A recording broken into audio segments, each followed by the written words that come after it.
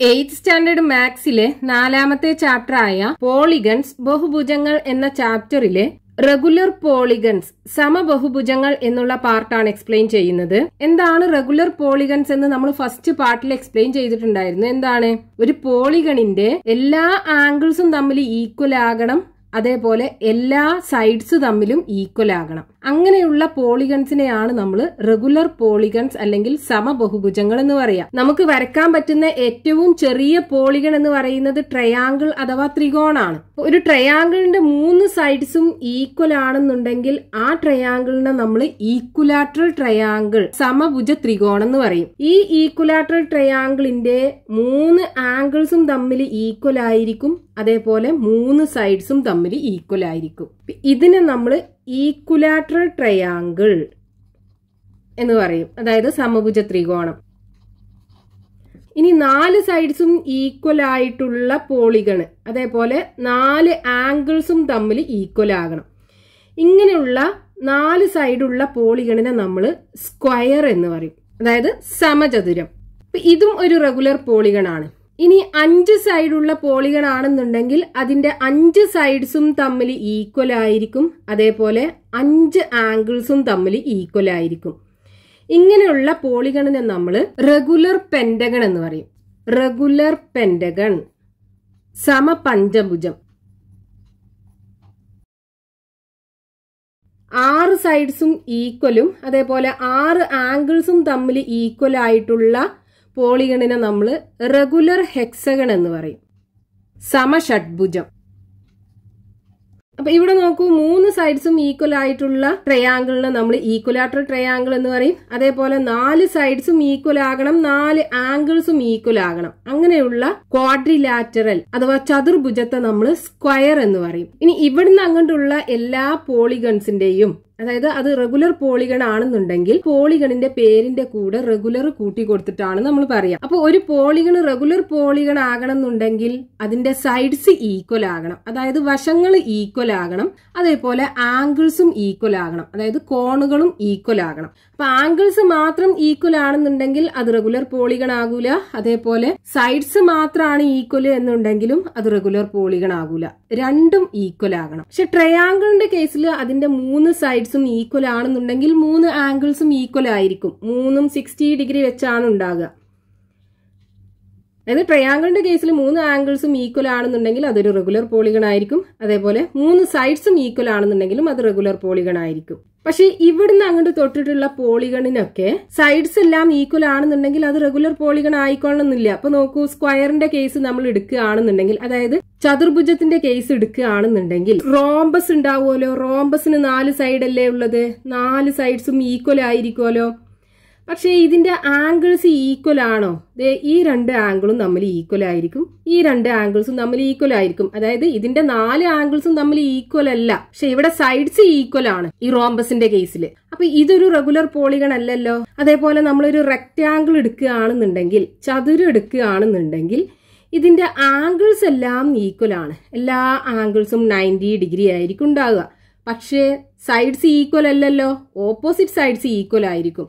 Sides equal അല്ലാത്തത് കൊണ്ട് തന്നെ ഇതൊരു റെഗുലർ പോളിഗൺ അല്ല. അപ്പൊ ആംഗിൾസ് മാത്രം ഈക്വൽ ആയതുകൊണ്ട് ഒരു പോളിഗൺ റെഗുലർ പോളിഗൺ ആകൂല, അതേപോലെ സൈഡ്സ് മാത്രം ഈക്വൽ ആയതുകൊണ്ടും ഒരു പോളിഗൺ റെഗുലർ പോളിഗൺ ആകൂല. പക്ഷെ ട്രയാങ്കിളിന്റെ കേസിൽ അതിന്റെ ആംഗിൾസ് എല്ലാം ഈക്വൽ ആണെന്നുണ്ടെങ്കിൽ സൈഡ്സ് ഒക്കെ ഈക്വൽ ആയിരിക്കും, അതേപോലെ സൈഡ്സ് ഒക്കെ ഈക്വൽ ആണെന്നുണ്ടെങ്കിൽ ആംഗിൾസും ഈക്വൽ ആയിരിക്കും, 60 ഡിഗ്രി വെച്ചായിരിക്കും ഉണ്ടാകുക. പോളിഗൺ റെഗുലർ പോളിഗൺ ആകണം എന്നുണ്ടെങ്കിൽ എല്ലാ ആംഗിൾസും തമ്മിൽ ഈക്വൽ ആയിരിക്കണം, അതേപോലെ എല്ലാ സൈഡ്സും തമ്മിൽ ഈക്വൽ ആയിരിക്കണം. അപ്പൊ ഇനി ഇവിടെ നോക്കൂ, ഈ റെഗുലർ പോളിഗണിന്റെ കേസില് ഇതിന്റെ ഇന്നർ ആംഗിൾസ് എല്ലാം ഈക്വൽ ആകൂലേ? ഇന്നർ ആംഗിൾസ് ഒക്കെ ഈക്വൽ ആണെന്നുണ്ടെങ്കിൽ അതിന്റെ ഔട്ടർ ആംഗിൾസും ഈക്വൽ ആയിരിക്കും. അതായത് ഇപ്പൊ നമ്മൾ ഈ ഒരു പോളിഗൺ എടുക്കുകയാണെന്നുണ്ടെങ്കിൽ ഇവിടെ നോക്കൂ, ഈ സൈഡ് ഇങ്ങനെ എക്സ്റ്റെൻഡ് ചെയ്ത് കഴിഞ്ഞാൽ, നീട്ടി വരച്ചു കഴിഞ്ഞാൽ ഇവിടെ കിട്ടുന്ന ആംഗിൾ അല്ലേ ഈ ഔട്ടർ ആംഗിൾ എന്ന് പറയുന്നത്. അപ്പൊ ഈ ഔട്ടർ ആംഗിൾ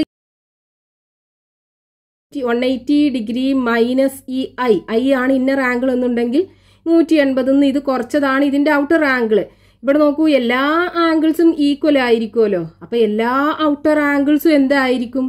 ഈക്വൽ ആയിരിക്കും ഒരു റെഗുലർ പോളിഗണിന്റെ കേസിൽ. ഇനി നമുക്കറിയാം, ഒരു പോളിഗണിന്റെ ഔട്ടർ ആംഗിൾസ് എല്ലാം കൂടെ കൂട്ടിക്കഴിഞ്ഞാൽ 360 ഡിഗ്രിയാണ്. അപ്പോൾ ഒരു ഔട്ടർ ആംഗിൾ കാണാൻ എന്ത് ചെയ്താൽ മതി? 360നെ ഇവിടെ എത്ര ഔട്ടർ ആംഗിൾ ഉണ്ടോ അതുകൊണ്ട് ഡിവൈഡ് ചെയ്താൽ പോരെ. ഔട്ടർ ആംഗിളിന്റെ എണ്ണവും ഇന്നർ ആംഗിളിന്റെ എണ്ണവും വശങ്ങളുടെ എണ്ണവും തുല്യമാണ്. n ആക്കിയിട്ടാണ് നമ്മൾ എടുത്തിട്ടുണ്ടായിരുന്നത്. അപ്പൊ ഈ 360നെ n കൊണ്ട് ഡിവൈഡ് ചെയ്ത് കഴിഞ്ഞാൽ നമുക്ക് ഒരു ഔട്ടർ ആംഗിൾ കിട്ടൂലേ? അതായത് റെഗുലർ പോളിഗണിന്റെ കേസിൽ 1 ഔട്ടർ ആംഗിൾ, ഒരു പുറംകോണിന്റെ അളവ് equal to 360 degree divided by n. n എന്ന് പറയുന്നത് നമ്പർ ഓഫ് സൈഡ്സ് അല്ലെങ്കിൽ നമ്പർ ഓഫ് ആംഗിൾസ്. ഇനി ഇതേപോലെ നമുക്ക് ഒരു ഇന്നർ ആംഗിളും എത്ര ഉണ്ടാവും എന്ന് കാണാലോ. സം ഓഫ് ഇന്നർ ആംഗിൾസ് കാണാൻ ഒരു ഫോർമുല പഠിച്ചിട്ടുണ്ട്. എന്താണ്? Sum is equal to n-2 into 180 degree. ഇവിടെ n എന്ന് പറയുന്നത് നമ്പർ ഓഫ് സൈഡ്സ്. അപ്പൊ ഈ ഇന്നർ ആംഗിൾസ് എല്ലാം കൂടെ കൂട്ടിക്കഴിഞ്ഞാൽ ഇതാണ് ഉണ്ടാവുക. എല്ലാ ഇന്നർ ആംഗിൾസും ഈക്വൽ അല്ലേ? അപ്പൊ ഒരു ഇന്നർ ആംഗിൾ കാണാൻ എന്ത് ചെയ്യാ? ഈ തുകയെ ഇന്നർ ആംഗിൾസിന്റെ എണ്ണം കൊണ്ട് ഡിവൈഡ് ചെയ്താൽ പോരെ. അതായത് 1 ഇന്നർ ആംഗിൾ, ഒരു അകക്കോണിന്റെ അളവ് ഈക്വൽ ടു, ഇവിടെ ടോട്ടൽ എത്രയാണ്? n-2 into 180 degree. ഇതിനെന്ത് ചെയ്യുക? നമ്പർ ഓഫ് ആംഗിൾസ് കൊണ്ട് ഡിവൈഡ് ചെയ്യുക, അതായത് n കൊണ്ട് ഡിവൈഡ് ചെയ്യുക. അപ്പൊ ഇവിടെ നമുക്ക് ഒരു റെഗുലർ പോളിഗണിന്റെ ഒരു ഔട്ടർ ആംഗിൾ കണ്ടുപിടിക്കാനുള്ള ഒരു ഫോർമുലയും കിട്ടി. ഒരു റെഗുലർ പോളിഗണിന്റെ ഒരു ഇന്നർ ആംഗിൾ കണ്ടുപിടിക്കാൻ ഒരു ഫോർമുലയും കിട്ടി. ഇനി നമുക്ക് ഈ റെഗുലർ പോളിഗൺ എങ്ങനെയാ വരക്കുന്നത് നോക്കാം. ഈക്വലാറ്ററൽ ട്രയാംഗിൾ ആണെന്നുണ്ടെങ്കിൽ അത് വരക്കാൻ നമുക്കറിയാം. എത്രയാണോ അതിന്റെ സൈഡ് ലെങ്ത് ഉള്ളത് അത് ആദ്യം വരയ്ക്കുക. എന്നിട്ട് എന്ത് ചെയ്യുക? സെയിം ലെങ്ത്തിൽ ആർക്ക് മെഷർ ചെയ്തെടുത്തിട്ട് ഈ 2 പോയിന്റിൽ ആർക്ക് വരച്ചിട്ട് കട്ട് ചെയ്യിപ്പിക്കുക. എന്നിട്ട് ആ പോയിന്റിൽ നിന്ന് 2 എൻഡിക്കും ജോയിൻ ചെയ്യിപ്പിച്ചാൽ മതി. അപ്പൊ നമുക്ക് ഈക്വലാറ്ററൽ ട്രയാംഗിൾ കിട്ടും. അതേപോലെ നമുക്ക് സ്ക്വയറും വരയ്ക്കാൻ പറ്റും. സ്ക്വയറിന്റെ സൈഡ് എത്രയാണോ വേണ്ടത് അതേ ലെങ്ത് ആദ്യം വരയ്ക്കുക. എന്നിട്ട് ഇവിടുന്ന് 90 ഡിഗ്രി, അതായത് സെറ്റ് സ്ക്വയർ യൂസ് ചെയ്തിട്ട് സെയിം ലെങ്ത് ഈ സൈഡിൽ നിന്നും വരച്ചെടുക്കുക. വീണ്ടും ഈ സൈഡിൽ നിന്നും വരച്ചെടുത്താൽ മതി. ഇനി നമുക്കൊരു റെഗുലർ പെന്റഗൺ എങ്ങനെ വരയ്ക്കാൻ നോക്കാം. സൈഡ്സിന്റെ നീളം 3 സെന്റിമീറ്റർ ആയിട്ടുള്ള ഒരു റെഗുലർ പെന്റഗൺ, അതായത് സമപഞ്ചഭുജം നമുക്ക് വരയ്ക്കണം. അപ്പൊ ഈ റെഗുലർ പെന്റഗൺ വരക്കണം എന്നുണ്ടെങ്കിൽ നമുക്ക് ഇതിന്റെ ആംഗിളും കൂടെ കിട്ടണം. അതായത് ഓരോ ഇന്നർ ആംഗിളും എത്ര ഉണ്ട് എന്ന് അറിയണം. അപ്പൊ ഇന്നർ ആംഗിൾ കാണാൻ നമ്മളൊരു ഫോർമുല പഠിച്ചല്ലോ. 1 inner angle is equal to n-2 into 180 degree divided by n. ഇവിടെ n എന്ന് പറയുന്നത് നമ്പർ ഓഫ് സൈഡ്സ്, പെന്റഗൺ അല്ലേ. അപ്പൊ അതിന് എത്ര സൈഡ്സ് ഉണ്ടാവും? n is equal to 5 ആണ് ഉണ്ടാവുക. ഇനി ഈ ഫോർമുലക്കകത്ത് കൊടുത്താൽ മതി. അപ്പൊ നമുക്ക് ഒരു ഇന്നർ ആംഗിൾ എത്ര ഉണ്ടെന്ന് കിട്ടും. എന്നിന്റെ സ്ഥാനത്ത് 5 കൊടുക്കുക. 5 - 2 ഡിവൈഡഡ് ബൈ 5 ഇൻറ്റു 180 ഡിഗ്രി. 5 - 2 പോയാൽ 3. 3 ഇൻറ്റു 180 ഡിവൈഡഡ് ബൈ 5. ഇനി നമുക്ക് ഈ 180നെ 5 കൊണ്ട് ഡിവൈഡ് ചെയ്യാം. 180 ബൈ 5. 18ൽ 5 3 പ്രാവശ്യമല്ലേ. 3 ഇൻറ്റു 5 15. 18 നിന്ന് 15 പോയാൽ 3 ഉണ്ടാവും. 0 ഇറക്കി എഴുതുക. 30ൽ 5 6 പ്രാവശ്യം. 6 ഇൻറ്റു 5 30. 30 നിന്ന് 30 പോയാൽ 0. അപ്പൊ ഇവിടെ നമുക്ക് 3 ഇൻറ്റു 36 കിട്ടും. ഇനി 36നെ 3 കൊണ്ട് മൾട്ടിപ്ലൈ ചെയ്യാം. 36 ഇൻറ്റു 3. 3 ഇൻറ്റു 6 18ന് 8. ബാക്കി 1. 3 ഇൻറ്റു 3 9. 9ക്ക് 1 കൂട്ടിയാൽ 10. അപ്പൊ 108 ഡിഗ്രിയാണ് ഓരോ ആംഗിളും ഉണ്ടാകുക. ഇനി നമുക്ക് ഈ റെഗുലർ പെന്റഗൺ വരച്ചെടുക്കണം. ഇവിടെ സൈഡ്സിന്റെ നീളം 3 സെന്റിമീറ്റർ ആണ്. അപ്പൊ ആദ്യം 3 സെന്റിമീറ്ററിൽ ഒരു സൈഡ് വരയ്ക്കുക. ഇനി ഇവിടെ ഓരോ ആംഗിളും 108 ഡിഗ്രി അല്ലേ. അപ്പൊ ഒരു പോയിന്റിൽ പ്രൊട്രാക്ടർ വെച്ചിട്ട് 108 ഡിഗ്രി മെഷർ ചെയ്തെടുക്കുക. ഇവിടെ നിന്നാണ് ആംഗിൾ മെഷർ ചെയ്യുന്നത്. അപ്പൊ 108 ഇവിടെ വരും. ഇനി ആ മാർക്ക് ചെയ്ത പോയിന്റിലേക്ക് ജോയിൻ ചെയ്യിപ്പിക്കുക. ഇത് നമുക്ക് 3 സെന്റിമീറ്റർ അല്ലേ സൈഡ്സിന്റെ നീളം. അപ്പൊ ഇവിടുന്ന് 3 സെന്റിമീറ്റർ മെഷർ ചെയ്തെടുത്തിട്ട് ഈ വരച്ച ലൈനിൽ 3 സെന്റിമീറ്ററിൽ ആർക്ക് വരച്ച് കട്ട് ചെയ്യിപ്പിക്കുക.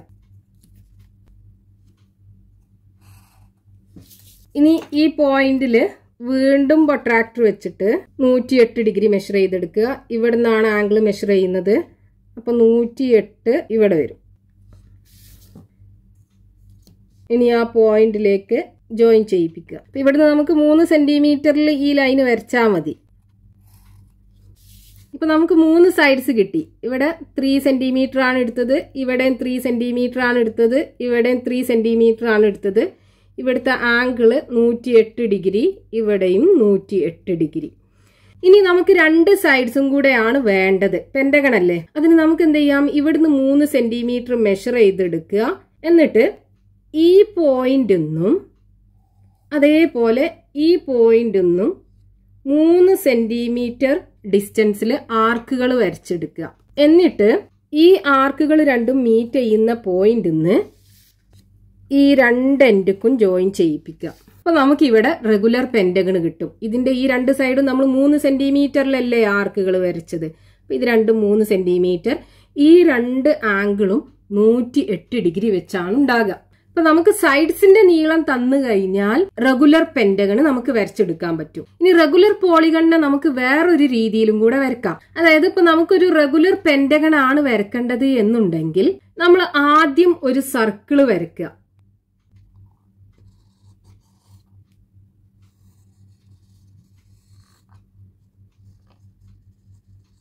എന്നിട്ട് ഈ സർക്കിളിന്റെ ആംഗിൾ ഉണ്ടല്ലോ, സർക്കിളിന്റെ ആംഗിൾ എത്രയാണ്? 360 ഡിഗ്രി ആണ് ഇതിന്റെ സെൻട്രൽ ആംഗിൾ. ഇനി നമുക്ക് റെഗുലർ പെന്റഗൺ അല്ലേ വേണ്ടത്, അതായത് അതിന് 5 ആംഗിൾസും ഉണ്ടാവും, 5 സൈഡ്സും ഉണ്ടാവും. അപ്പൊ ഈ സെൻട്രൽ ആംഗിളിന് എന്ത് ചെയ്യുക, 5 ഈക്വൽ പാർട്ടുകളാക്കിയിട്ട് മാറ്റുക. ഈ 360നെ 5 ഈക്വൽ പാർട്ടാക്കി മാറ്റുക എന്ന് പറയുമ്പോൾ ഓരോ ആംഗിളും എത്ര ഉണ്ടാവും?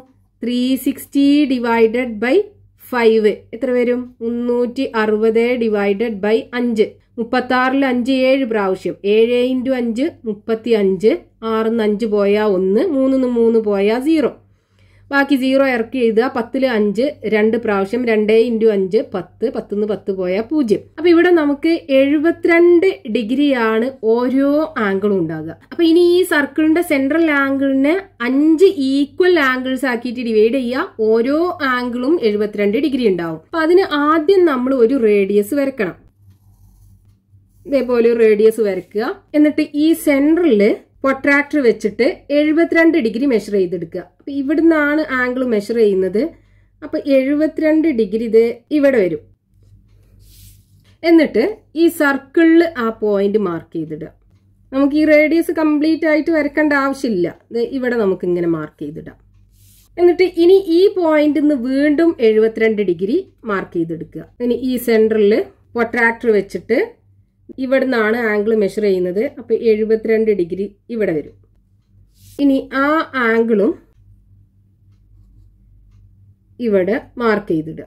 ഇനി വീണ്ടും ഇതേപോലെ സെന്ററിൽ പ്രൊട്രാക്ടർ വെച്ചിട്ട് 72 ഡിഗ്രി മാർക്ക് ചെയ്തെടുക്കുക. അപ്പൊ 72 ഡിഗ്രി ഇവിടെ വരും.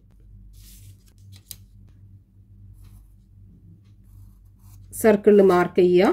ഇനി വീണ്ടും പ്രൊട്രാക്ടർ വെച്ചിട്ട് ഇവിടുന്നാണ് ആംഗിൾ മെഷർ ചെയ്യുന്നത്. 72 ഡിഗ്രി ഇവിടെ വരും.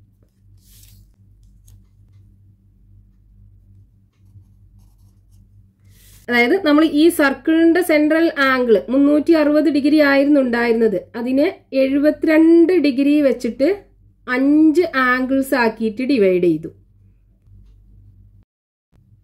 ഇവിടെയും 72 ഡിഗ്രി. അപ്പൊ ഈ സർക്കിളിനെയും അതെന്ത് ചെയ്യും? 5 ഈക്വൽ പീസുകളാക്കിയിട്ട് കട്ട് ചെയ്യും. ഇനി നമ്മൾ ഈ സർക്കിളിൽ മാർക്ക് ചെയ്തിട്ടുള്ള ഈ പോയിന്റ്സ് ഒക്കെ ഉണ്ടല്ലോ, അത് തമ്മിൽ ജോയിൻ ചെയ്യിപ്പിക്കുക.